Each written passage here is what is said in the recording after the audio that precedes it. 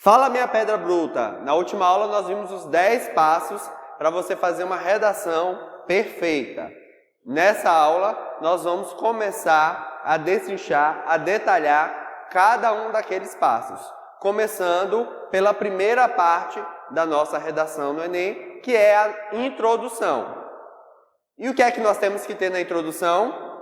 Um parágrafo com mais ou menos 6, no máximo 7 linhas. O ideal é que quanto menor for a introdução, menos espaço você ocupar na sua redação dentro das 30 linhas, melhor.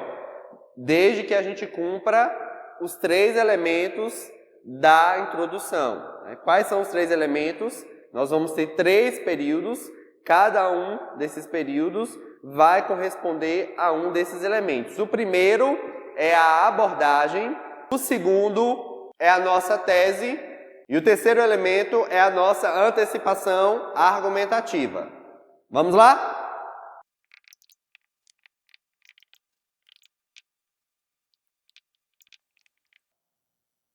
Nessa aula você vai aprender como começar a sua abordagem, como fazer essa abordagem, que frases você deve utilizar para começar. A nossa abordagem ela não pode ser feita de qualquer maneira, existem maneiras específicas para você fazer essa abordagem, técnicas de produtividade e o fechamento com o encaminhamento. Frases para começar. A gente deve aprender frases para começar, porque a gente não deve começar a nossa redação de qualquer maneira. Então, existe uma maneira certa. Escrever de uma maneira certa, nesse contexto da abordagem, é a gente escrever de uma maneira que não pareça que nós estamos seguindo um modelo. Porque no Enem, caso o corretor ele sinta que você está seguindo um modelo pronto, aí na internet está cheio de modelos prontos prometendo você tirar só, seguir aquele esqueleto e tirar uma nota 1000. Antigamente, durante algum tempo, isso era uma verdade, isso era possível.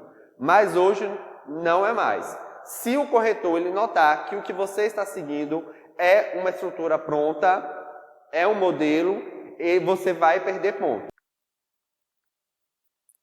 Técnicas de produtividade têm relação com a competência 2. Na competência 2, é avaliado se essa abordagem que você fez, ela foi produtiva. E o que é uma abordagem produtiva? É aquela que você vai utilizar em algum outro momento. Se for algo que você apenas cita na sua introdução e depois em nenhum outro momento ela aparece, se ela não for retomada, se ela não aparecer em nenhum outro momento, ela será considerada uma abordagem improdutiva.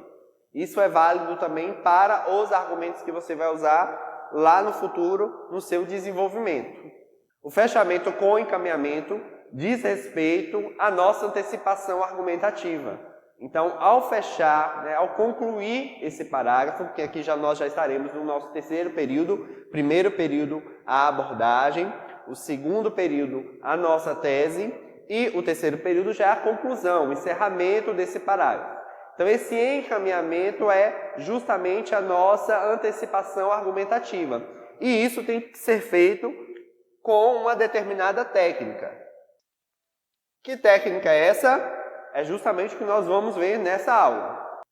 Então, nós temos na nossa abordagem do tema vários tipos, nós temos várias maneiras de fazer essa abordagem.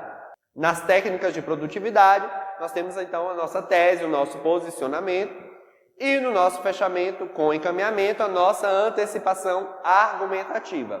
Mas vamos ver então agora como nós podemos fazer a nossa abordagem do tema. Costa aí, cidadão, costa aí. Encosta, rapaz. Mão na cabeça, mão na cabeça. Mão na cabeça, rapaz. Mão na cabeça. Na cabeça. Nossa senhora! Nos tipos de abordagem, nós podemos fazer uma alusão histórica, uma alusão bibliográfica, uma alusão ficcional, uma alusão legislativa, usar o testemunho autorizado, uma definição informativa ou dados estatísticos. Bom, eu coloquei aqui na ordem daquilo que é o mais indicado, né? Daquilo que tem maior relevância, daquilo que rende e que é mais usado nas redações nota 1000. Dados estatísticos e definição informativa são aqueles menos utilizados. O testemunho autorizado a gente tem que tomar muito cuidado.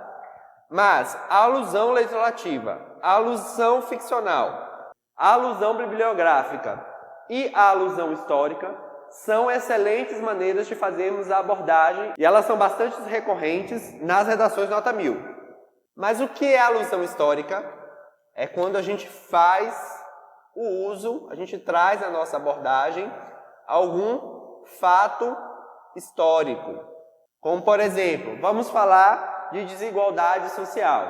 Aí nós vamos usar o nosso período colonial. Falar que a nossa desigualdade social ela foi construída ao longo da nossa história. E isso data desde a nossa formação enquanto colônia de Portugal. Isso é um exemplo. A alusão bibliográfica é quando nós usamos na nossa abordagem livros. Nós fazemos na nossa abordagem referência a títulos da literatura que sejam famosos, que tenham reconhecimento. A alusão ficcional é quando nós fazemos alusão a obras de ficção. Podem ser propriamente livros, pode ser filmes, pode ser séries, pode ser canções. A alusão legislativa é quando nós fazemos referências a leis, a tratados, como, por exemplo, a nossa Constituição, o ECA, que é o Estatuto da Criança e do Adolescente, né? Os nossos estatutos, nós temos o Estatuto do Idoso, o Estatuto da Pessoa com Deficiência, nós temos os tratados internacionais. Tudo que se refere a normas, a leis, se enquadram aqui dentro da alusão legislativa. O testemunho autorizado é quando você faz referência à autoridade no assunto. Por exemplo, o tema que você está trabalhando é relacionado à saúde e você cita o Dr. Drauzio Varela.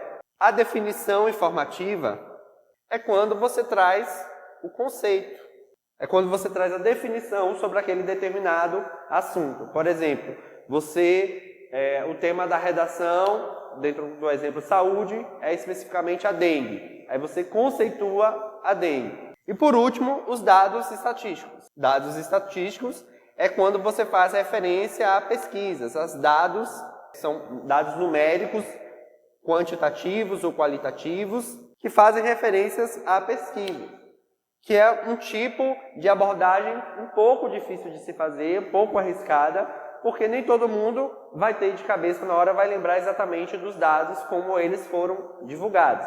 Nós podemos utilizar dados trazidos pelos próprios textos motivadores. Lembrando que a gente não pode copiar trechos dos textos motivadores, nem da proposta de redação e nem dos cadernos de questões.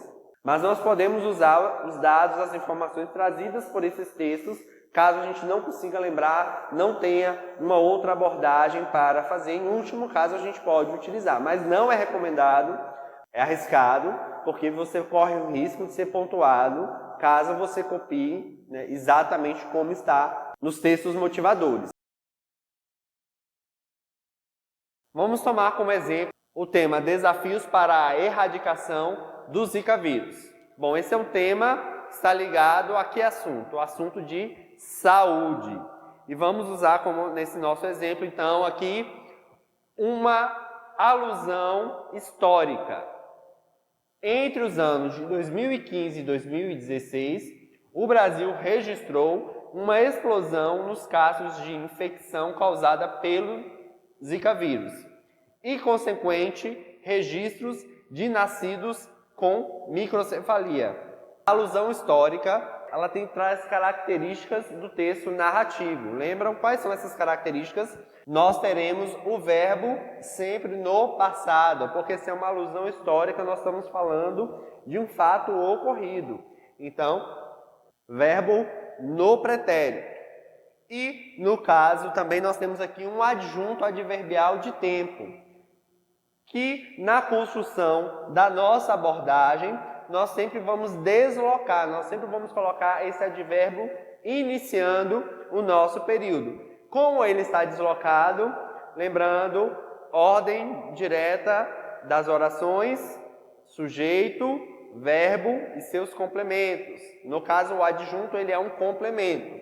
Então, quando nós deslocamos, ou seja, nós tiramos ele do final da nossa oração e trazemos ele para o início, nós temos que utilizar a vírgula.